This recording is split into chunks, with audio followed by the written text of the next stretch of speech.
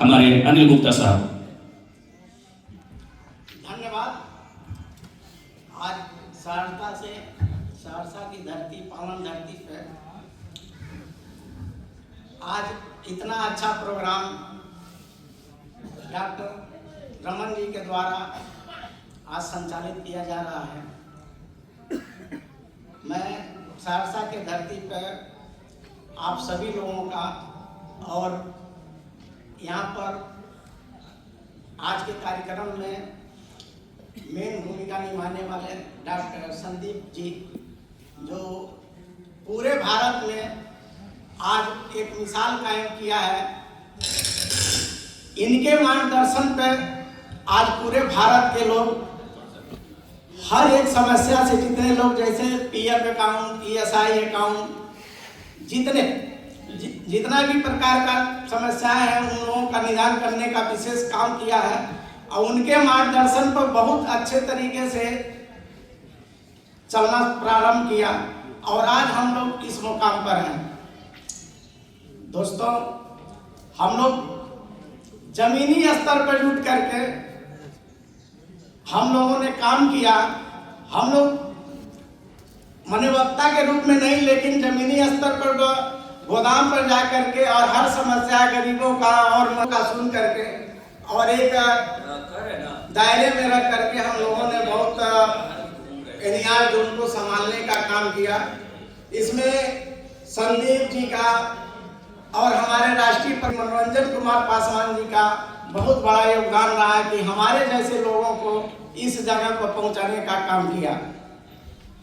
दोस्तों, हम एक समय की बात थी 2016 में, हम किसी के माध्यम से माल गोदाम का पूरा विस्तार से चर्चा हुआ, तो मुझे कहीं न कहीं लगा कि इस काम को, उस समय मैं किसी कंपनी में एमआर का काम कर रहा था, तो मुझे लगा कि कहीं कहीं समाज के लिए एक बार मजदूरों के लिए काम करने का अवसर है और लोगों के उत्थान के लिए काम करने की जरूरत है। तो हमने इसमें जो है अपनी एंट्री लिया और इसमें एंट्री लिए तो मुझे ये कहीं समझ में आया कि कहीं न कहीं जो है ये तो माल गोदाम हम लोग बहुत अच्छी तरीके से जंग जीत लिया जाएगा, इसमें कुछ नहीं है। हमारा सोच से कहीं कहीं बहुत विपरीत लिया। हम लोग सोचे कि इसको 2-4 साल में, 2 साल में, 1 साल में, 6 महीना में हो जाएगा, लेकिन ये लंबा प्रक्रिया खींच गया। इसका जब हम लोगों ने रिसर्च किया, सर्च किया कि आखिर में इतना लंबा जा क्यों रहा है, इतना प्रॉब्लम इसमें क्या है, तो मुझे याद आया कि आखिर माल गोदाम में इतना संघर्ष करना क्यों पड़ रहा है क्या चीज। हमको तो सिर्फ प्रशासन से, केंद्र सरकार से बस उनके हक और अधिकार दिलाने का काम तो कराना था।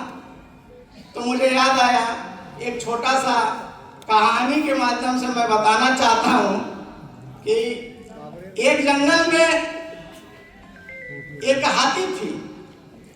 मैं बताना इसलिए चाह रहा हूँ कि एक उदाहरण के रूप में कि एक जंगल में हाथी थी, वो पागल हो गई थी।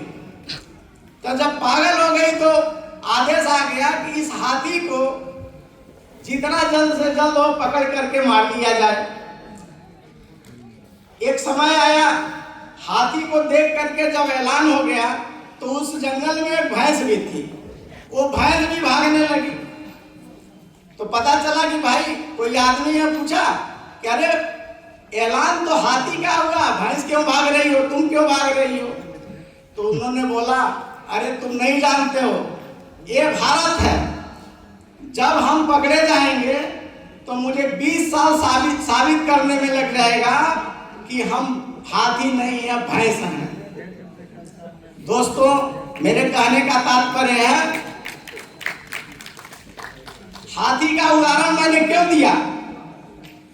हमारा क्या प्रश्न था कि हमारा हक अधिकार, जैसे 12 रुपया, 14 रुपया, 15 रुपया, चाहे 10 रुपया, जो भी हमारे मजदूर काम करते हैं, उसी को बताने का काम हम लोगों ने किया कि वो मजदूर का जो मेहनत का, जो हमारे खून पसीना से मेहनत करके जो गोदाम पर पसीना बहा करके काम करते हैं, हमारा मात्र एक ही उपदेश था कि उनके खाते में पैसा दिया जाए।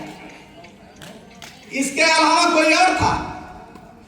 हमको सिर्फ इतना बताने में 28 साल और 3 दशक का टाइम लग गया कि हमारे मजदूरों का जो उचित मजदूरी है, जो सरकार तय करती है, वो दलालों को हटा करके, बीच में कंसाइनर को हटा करके, चाहे और लोगों को हटा करके हमारे मजदूरों के खाते में डायरेक्ट मास्टर रोल बना करके उनके खाते में दिया जाए।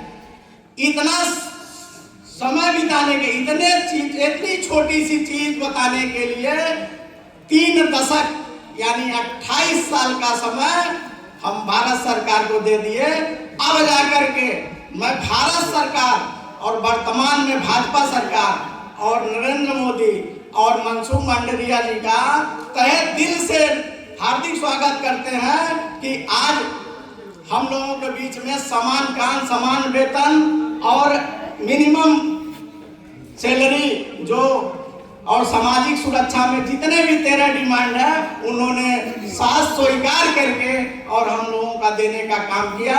इसके लिए भारत सरकार को धन्यवाद देते हैं। साथ साथ आज के दौर में युवा, मैं मनोरंजन कुमार पासवान के कायल हूं। उनके मार्गदर्शन में हम लोगों ने काम किया कि हम लोग एक छोटा सा देश का एक राज्य हम लोग जो है कहीं कहीं देख रहे हैं, उसमें हम लोगों की इतनी समस्याएं होती हैं, ये क्या कह रहा है, वो क्या कह रहा है।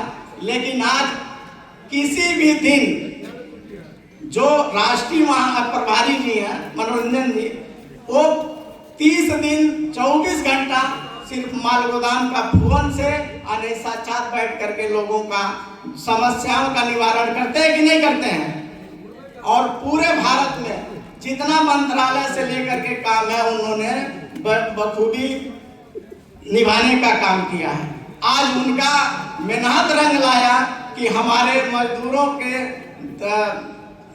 चेहरे पर मुस्कान आने वाली है, आ गई है।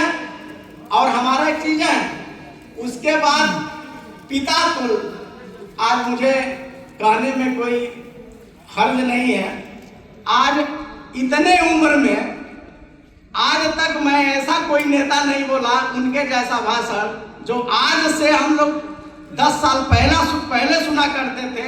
आज भी हमारे राष्ट्रीय महामंत्री जी का आवाज वही है और उनका विजन भी आज भी वही है कि हम लोगों को जब तक उनका हक और अधिकार नहीं दिला देंगे तब तक हम मरने वाले नहीं हैं। और 6,85,000 मजदूरों का कहीं न कहीं जो है दुआ है कि भगवान बिना उनसे काम कराए उनको कुछ होने जाने वाला नहीं है। होने के बाद भी ऐसे महान पुरुष भारत में नहीं, भारत में और विश्व में कभी कभी पैदा होते हैं जो अपने लिए नहीं, पूरे देश के लिए, पूरे सैनिकों के लिए ध्यान दिया। इसके लिए कोटि कोटि उनको नमस्कार करते हैं। और दोस्तों, आज गोरखपुर से चल करके हमारे साथ में ताल मिलाने वाले और हर चीज को बखूबी समझने वाले हमारे मित्रगण आए हुए हैं, जिसमें हमारे जोन उपाध्यक्ष कृष्णकांत शर्मा जी, उत्तर प्रदेश संगठन मंत्री सर्वेश गिरी जी, रामनाथ शर्मा जी, छोटेलाल शर्मा जी, और हमारे जो है वक्ता और वकील साहब जिसे हम लोग कहते हैं वो शिरोमणि दुबे जी, सरमन गुप्ता जी और संदीप मौर्य जी आए हुए हैं। मैं उन लोगों को भी आभार व्यक्त करता हूं जो हमारे साथ मिल करके और पूरे भारत में, पूरे उत्तर प्रदेश में 24 घंटे जहां भी हम कभी काम पड़ता है जाने का काम करते हैं और श्रमिकों का हर एक दुख दर्द में वो लोग शामिल रहते हैं। चाहे किसी का पैर टूट जाता है काम करते हुए और चाहे वो एक्सपायर हो जाता है उनका मदद करने के लिए, तो हम लोगों का एक संगठन जो है कहीं न कहीं एक जो है संगठन का मतलब है एकजुटता। तो हम लोग पूरे भारत में ये दिखा दें और चंद दिनों में जो हमको 13 डिमांड मिला हुआ है, धीरे धीरे करके कारपोरेशन में जो तब्दील हुआ है और जो हमको 12 रुपए के हिसाब से जो अकाउंट में पैसे जाएंगे, उसके लिए हम लोगों का जो बेसिक चीज़ें हैं, जैसे हमारा डाटा जो है सबमिट करना और कुछ करना, जो भी अपने अपने कुछ भी उनका जो है कमी रह गया है, वो अपने लीडरों से मिल करके अपना पेपर संपूर्ण करा ले और जिसके वो कहीं न कहीं वंचित ना रह जाए, नहीं तो उसका कहीं 18 साल 20 साल 15 साल का कहीं न कहीं उसका मेहनत जो है बर्बाद ना हो, क्योंकि पेपर ही हम लोगों का मुख्य कागज है। नहीं तो हमारा कोई पहचान नहीं है कि हम 20 साल से पुराने श्रमिक हैं कि 5 साल से श्रमिक हैं। इसी के साथ अपने वाणी को विराम देते हैं। जय श्रमिक संघ।